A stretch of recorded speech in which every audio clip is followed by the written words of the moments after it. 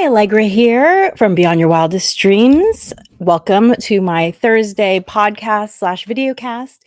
If you're watching live, awesome. Feel free to chat. I will see the comments. And if you are listening to the recording, well, welcome to the Harness the Power of Planning podcast. And today's topic is holistic skincare.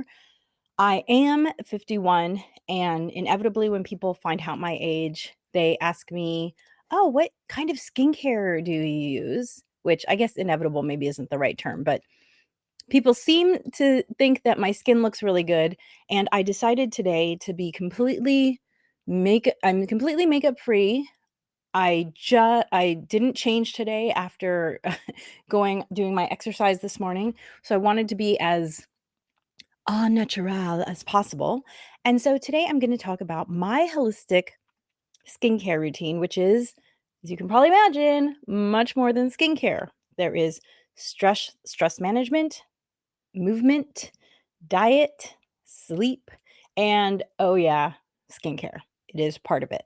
So hopefully I can cover it all in 30 minutes because it's a lot. I once did my morning skincare routine live on camera. You can find that in an earlier podcast. If you can't find the video on your podcast providers, you might have to go to YouTube. It's definitely there. And I think it took 45 minutes because I was talking so much. But anyway, so today we're going to talk about that. And before, as always, I like to pull a card from my little card of sayings. There's always some great inspiration here. And let's see what number one is. It may be unfair, but what happens in a few days, sometimes even a single day, can change the course of a whole lifetime. Khalid Hosseini. I'm not sure. I've never heard of Khalid Hosseini. It may be unfair, but what happens in a few days, sometimes even a single day, can change the course of a whole lifetime. Yes. I mean, I think we all know that's true for some very dramatic examples. Like, for some reason, what came to mind was that guy who was pinned by a boulder while hiking, and he had to, or he didn't have to, he chose to saw his arm off. And yeah, that changed the trajectory of his life. Actually, that makes me think of another person who lost their arm, Bethany Hamilton, the surfer, when she was attacked by a shark. I think she was like 13 or something. She was very young. Shark chomped off her arm. Obviously, potentially a life-changing experience. Although in some ways it didn't change her life because she just kept on surfing, but obviously a very different trajectory in terms of her being able to speak about what she overcame. That's amazing. I don't know that anything that dramatic has ever happened to me, although I did once. I guess this is one example.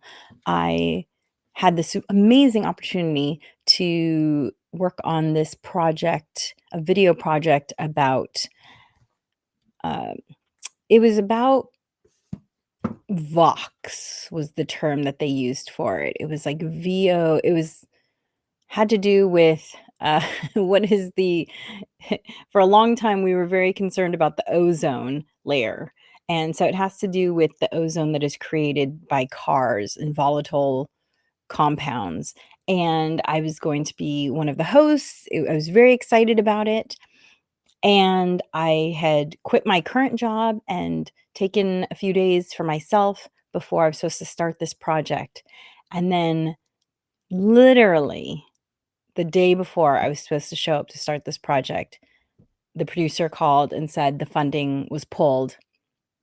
We have to cancel the project. And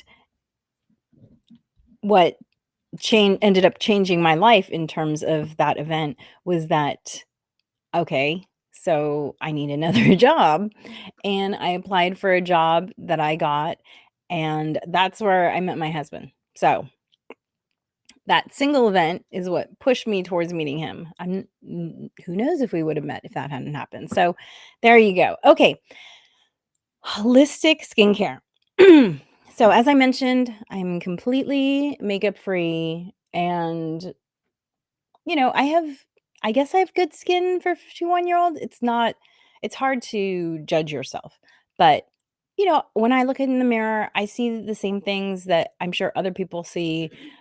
My skin is, not as resilient as it used to be, fine lines. I have some 11s. The one thing I do have happening right now is some light on me. So there, you can see my 11s better with the shadows. I do have some, hormonal melasma. So, my skin is good. Is it perfect? No, far from perfect. However, this is completely unfiltered, and not just unfiltered, but I've never had any quote unquote work done. Now, in terms of skincare, have I engaged in some skincare that maybe other people have not done for whatever reason? Yes, because I've done needling and I have done a lot. Needling is basically just a really aggressive facial with needles that is supposed to help stimulate your skin's repair response. I haven't done needling often, and I haven't done needling in, I wanna say, 2 years now. So it's not like that's my answer, but I'm just letting you know in full disclosure, yes, I have done needling. I do use a red light mask frequently. So those are maybe the 2 things that I've done that are kind of outside what most people have done, but they're doable. Although, like I said, I haven't really done the needling. Definitely the red light is what I've done more of, and it's very doable, budget wise. They're pretty affordable. So, um, but before I get into that, I want to talk about the more holistic side of it. So, number one, and really kind of the number one thing I think for all kinds of sleep, for all kinds of health related issues, is sleep. I once heard a doctor say, if I could improve Americans' health the most with a single swipe, it would be get more sleep.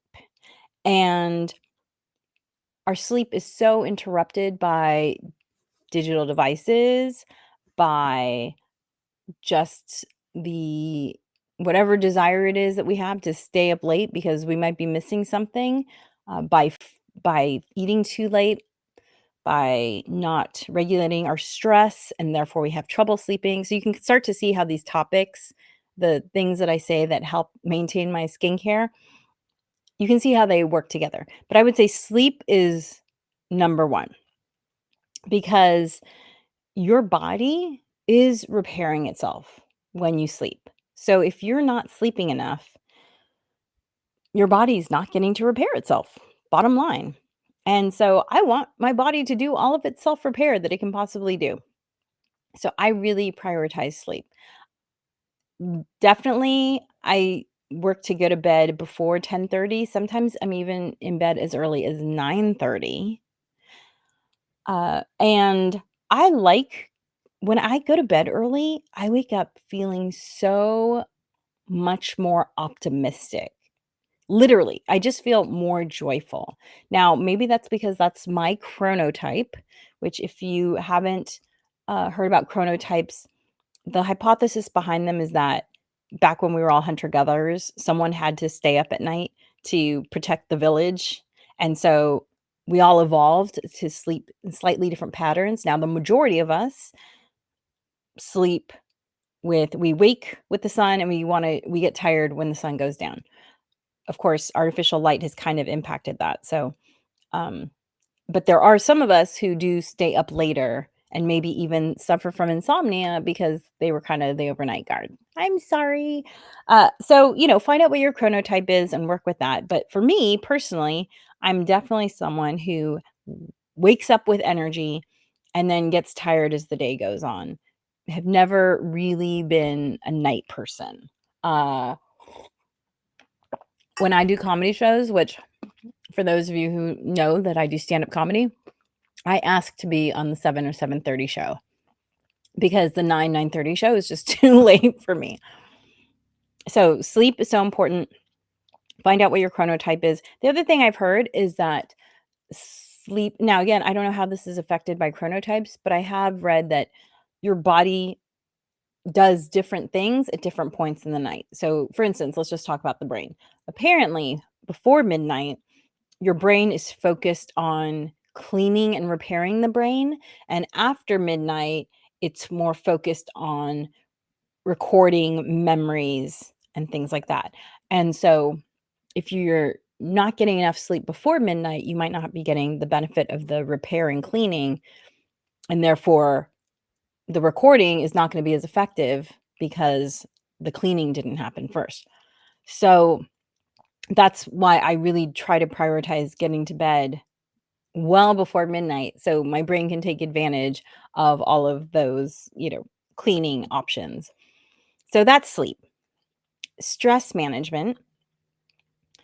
Stress, when you're stressed, you release a chemical called cortisol, and cortisol just wreaks havoc with your body on the cellular level. It also causes you to store fat because what is the number one thing that concerned humans when we were evolving? Am I going to have enough food? Am I going to starve? And so, because our body equates stress with, oh, I'm concerned about food, therefore your body wants to store fat. So, I do think that managing stress is so important for the appearance of your skin, but I also think how you manage stress shows up on your face in terms of the expressions you make. And the expressions you make lead to the wrinkles you create, right? Like if you're constantly frowning, that's how you get a lot of wrinkles up here. I think I don't have a lot of wrinkles up here because I'm not a frowny person. If anything, I'd be getting the laugh lines because I am a very laughy person. So, stress management, and by the way, an interesting thing I heard is that when you start developing wrinkles up here, you're just strengthening those muscles. And they've actually done studies to show. Now, I'm not a proponent, I'm not a fan of, using any sort of chemicals in your body because I feel like we're exposed to so many chemicals. I don't want to add chemicals. But one study showed that when people got Botox, they actually found that they had again, who knows if it's correlation or causation, but a more sunny outlook on life because they weren't making those expressions. In the brain science world, there's an expression, what fires together, wires together. And so if your body is used to have it frowning when you don't feel good, then those two things get wired together, the muscular expression and the physical and emotional sensation. And so what the Botox experiment showed was that by disconnecting those two, or by turning off one of them, it actually was turning off the other one too. So I thought that was really interesting. So stress management. I do a lot of different things for stress management. I walk a lot every day. At least I do try to get 10,000 steps because I live in a city that isn't super walkable. Like when I was in New York recently, I was walking 15,000 steps every day, and that was just to get places. I wasn't sightseeing. I was just trying to get around. I'll be talking about diet soon, which is why I pull out my giant green and brown drink here. Mm, so I do prioritize walking. I do absolutely notice a difference in how my skin looks based on how much I sweat. And so if you can see, I don't know if you can see my back, but maybe you can see that it's dark there because I was sweating. Maybe you can see kind of my hair, it's a little gleamy because prior to logging on today, I was walking my dog with a 40-pound weighted vest. And I have a thing that I do every time my dog stops to sniff. I do super, super slow squats, as many as I can do while she is sniffing. And I get short of breath and I get sweaty.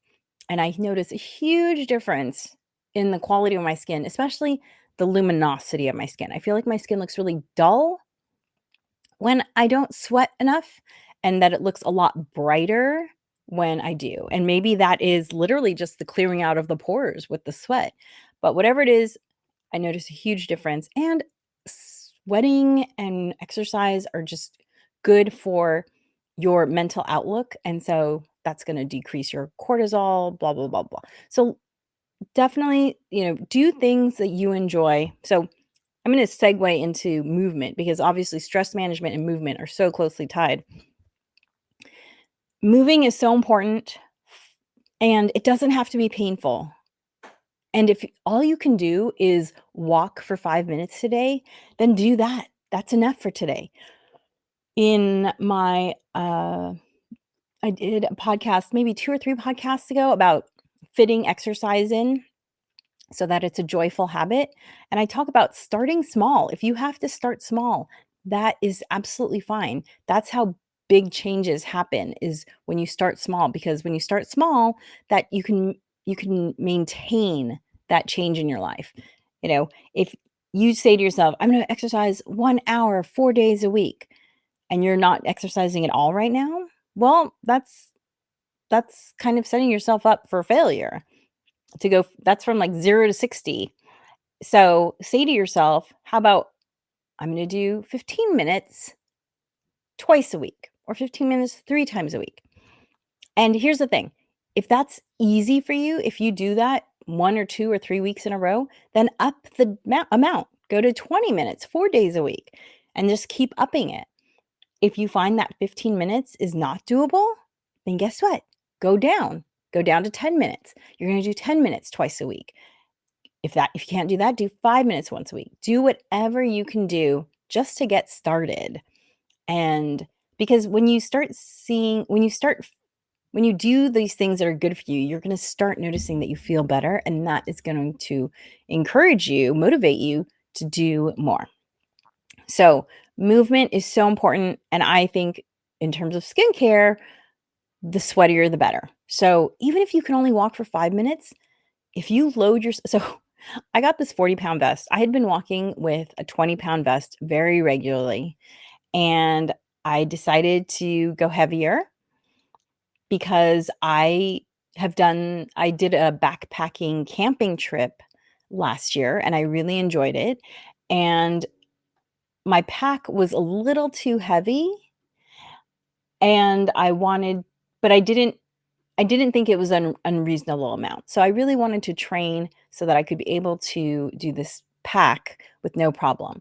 And so the pack was actually closer to 50 pounds and I hiked with it for 3 hours. So I did it and it with an incline. So I did it, but it was a religious experience. Let me tell you, I was praying a lot on that hike.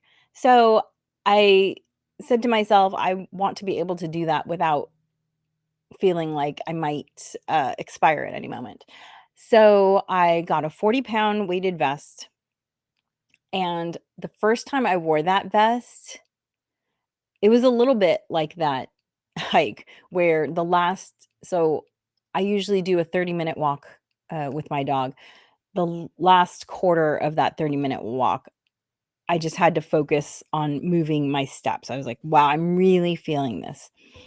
Whereas today the 40 pounds has actually become too light. I've actually added a 10-pound hand weight that I carry in my hands when I do this, because the 40 pounds, it's been, I don't know, maybe 6 months of walking with 40 pounds multiple times a week. I don't wear it every day, but I would say I wear it 4 days a week.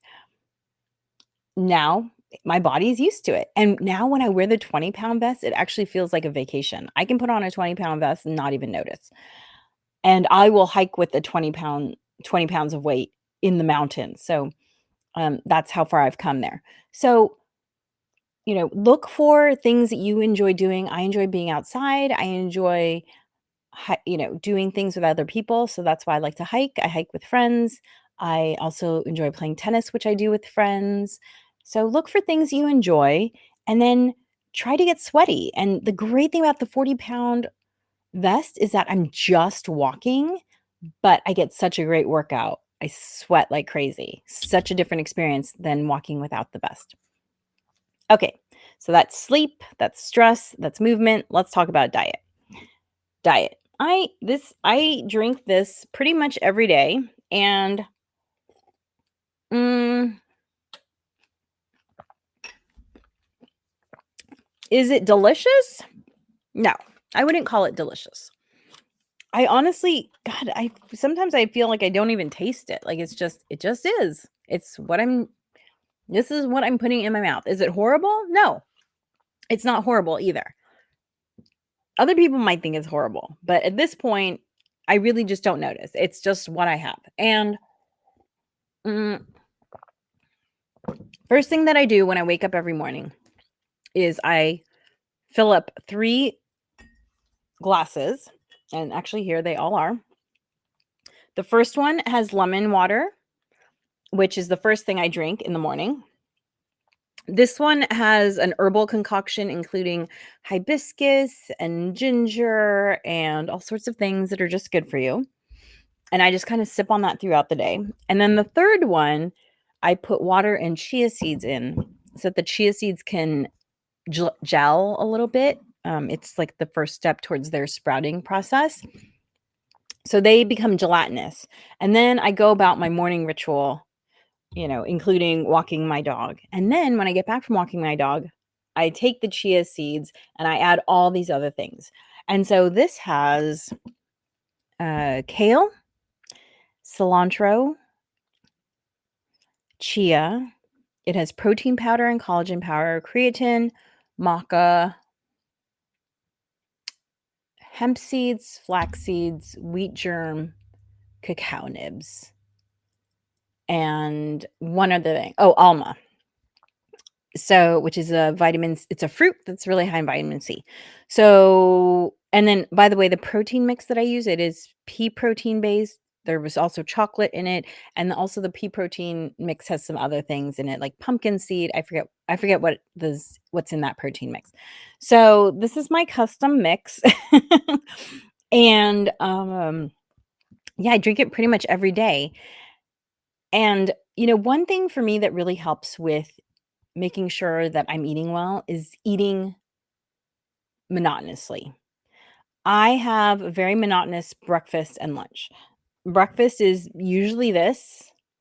Occasionally, I'll have some oatmeal, which resembles this a lot because it'll have almost everything that's in here except for the water and the kale and the cilantro. But everything else that I mentioned goes into the oatmeal. So it's a very similar thing. It's just a more tactile. And then when I go on vacation, I'll have pancakes or I'll have actually, when we go on vacation is when I buy boxed cereal. My family eats boxed cereal like it's crack because we never have boxed cereal in the house. And we will do pancakes occasionally, but mostly it's this with the occasional. So this is maybe 5 days a week, and then I'll do oatmeal once a week, and then, whatever. Sometimes I do yogurt with berries. Eating monotonously just helps me save brain power. I don't have to think about it. I know I'm getting what I need to get, and it's easy to clean up and it's easy for shopping, etc. For lunch, I have a huge kale salad, and it's almost always the same. It's kale, hemp seeds, goji berries, walnuts. Sometimes I add some Brazil nuts, hemp seeds, cilantro again, and then either garbanzo beans or black beans or some bean like that, avocado. And then I dress it with salt, olive oil, and vinegar. That's it. Very monotonously. So it saves me a lot of time and a lot of thinking. And then the only meal that I really cook is dinner. Now, why all these things? Well, first of all, the greens are amazing for, again, cleaning out your system. Your body can do, by the way, I'm not a medical professional, nor do I play one on TV. This is just what I have found to work for me. And, if you go and you look, what purpose do greens play in your body? They really clean things out. It's kind of like loofahing your body from the inside out. So that's what that does. Cilantro is also really good for chelating.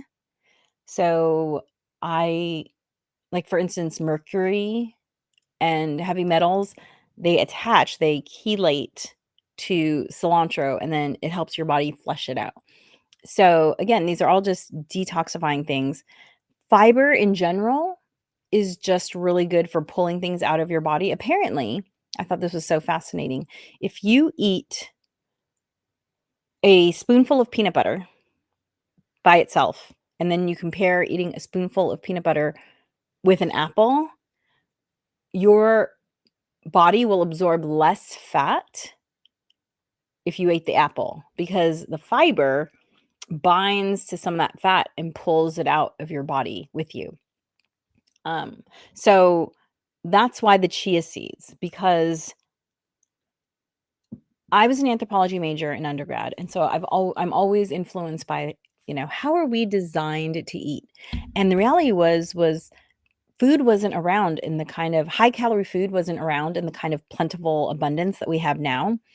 So humans, in order to fill ourselves up, we would do a lot of chewing on green stuff, kind of like grazing animals do, or if you're at the zoo, you might see a gorilla just chomping on leaves.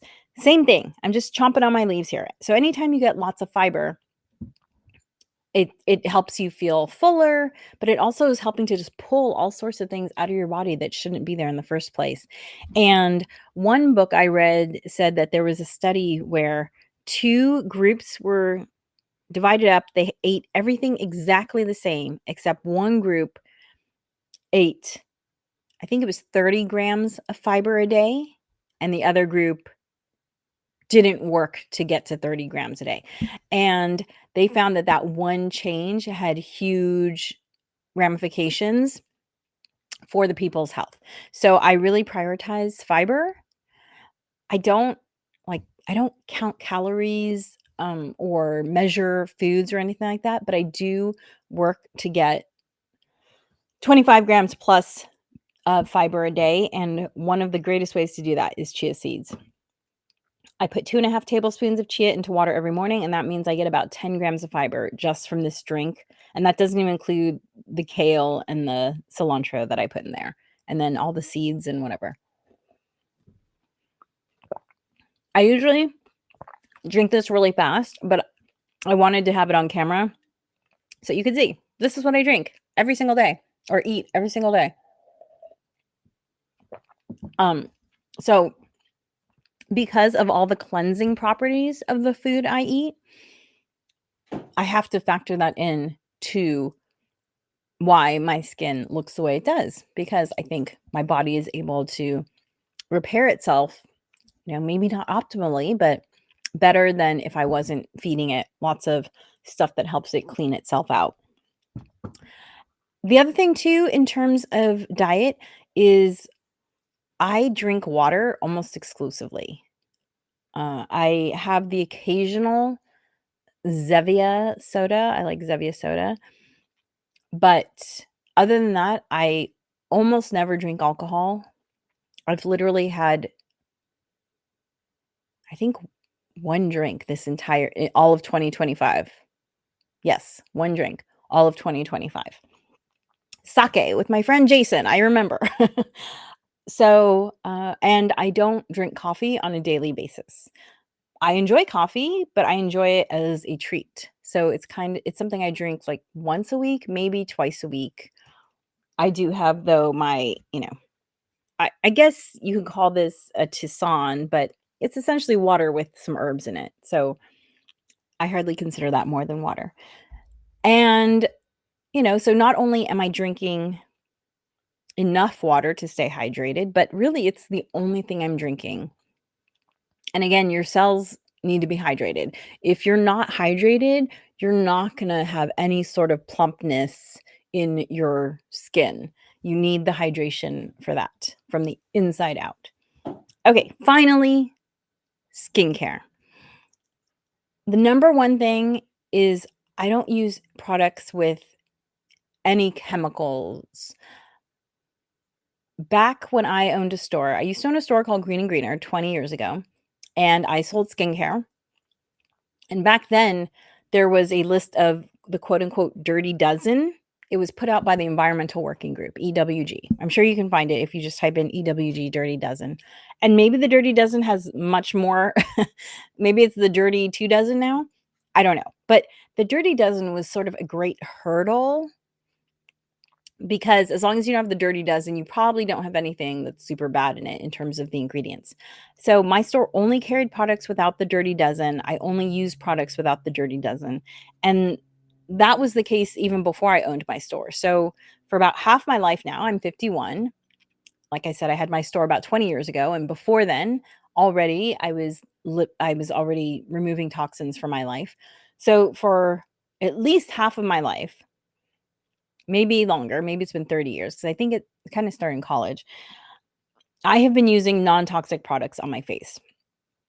And I think that's really important because the products that I use, I feel like they work with my skin to take care of my skin versus battling with my skin.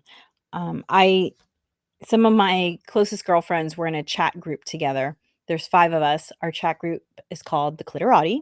Yes, I know, it's great.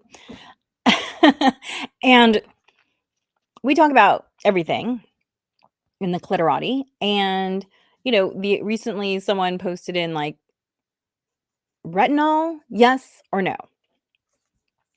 And I had been in the no camp because my understanding had been that the way that retinol works actually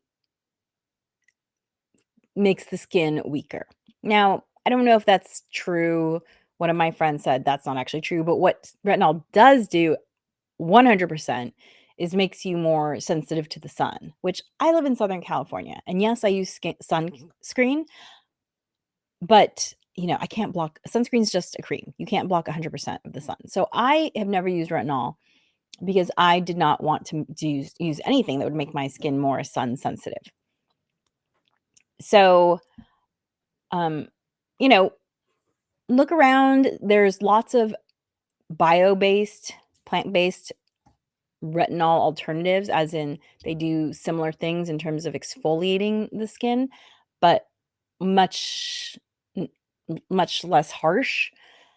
But you have to do what's right for you. I just knew I did not want to be more sun sensitive. By the way, on the topic of sunscreen, I only started wearing sunscreen when I hit 40 because I thought, as someone with median skin tone, again, I have this light on me, so maybe I look, I would say I'm a solid like middle of the road skin tone. I didn't think I needed sunscreen every day, especially because I wasn't spending a ton of time outside every day. And when I walk my dog, I always wear a big hat. However, then I saw a thing that said, nope, my skin tone does require sunscreen for these reasons. And so in my 40s, I started using sunscreen. By the way, one of the things that also convinced me to use sunscreen daily is the fact that devices, so right now I am in front of a screen. These devices, the blue light they give off can also be damaging for our skin. So I do wear sunscreen every day, regardless of whether or not I'm going inside or outside.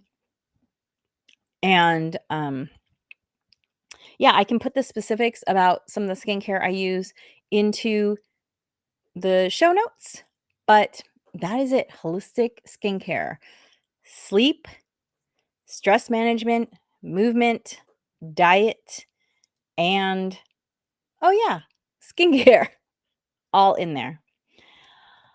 I hope you found this helpful. Be sure to rate, like, subscribe wherever you are watching.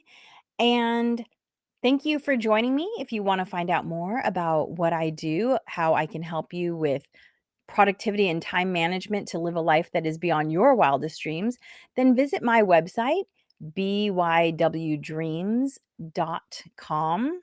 And for some reason, I can't put it up on the screen. I don't know. It wants to keep uh, scrolling up. Oh, there we go. bywdreams.com. And remember, planning makes everything easier. Thank you for joining me.